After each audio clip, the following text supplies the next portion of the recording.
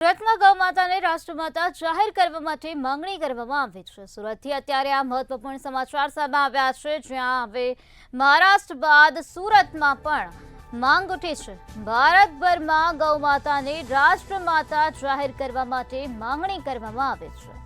હિન્દુઓમાં ગૌમાતા તરીકે ગાયને બિરુદ આપવામાં આવે છે, ત્યારે હિન્દુ સમાજમાં ગૌમાતા પૂજનીય છે। ગૌમાતાને રાષ્ટ્રમાતા જાહેર કરવામાં આવે તેવી માંગણી કરાઈ છે। તો જિલ્લા કલેક્ટર કચેરીએ આવેદનપત્ર પાઠવવામાં આવ્યું છે અને માંગણી કરવામાં આવી છે। ગૌ પ્રેમીઓ માલધારી સમાજ દ્વારા આવેદનપત્ર આપવામાં આવ્યું। સુરતથી આ વિગતો સામે આવી, જ્યાં ગૌ માતાને રાષ્ટ્રમાતા જાહેર કરવા માટે માંગણી કરવામાં આવે છે। મહારાષ્ટ્ર બાદ હવે સુરતમાં પણ માંગણી ઉઠી છે।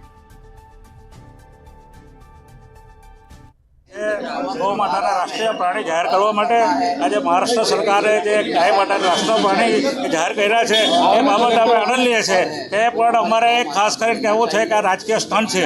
આવનારી મહારાષ્ટ્રના ઇલેક્શન છે તેને ધ્યાનમાં રાખીને આ સરકાર નિર્ણય લીધો છે। પણ જો સરકારને ખરેખર જો હિંમત હોય તો દેશના જે 33 રાજ્યો છે તો તેના અંદર ભારત દેશના અંદર તમામ ગૌ માતાને રાષ્ટ્રીય પ્રાણી પ્રધાનમંત્રી જાહેર કરે અને તમામ રાજ્યોને આદેશ આપે તેવી અમારી માંગણી અને લાગણી છે।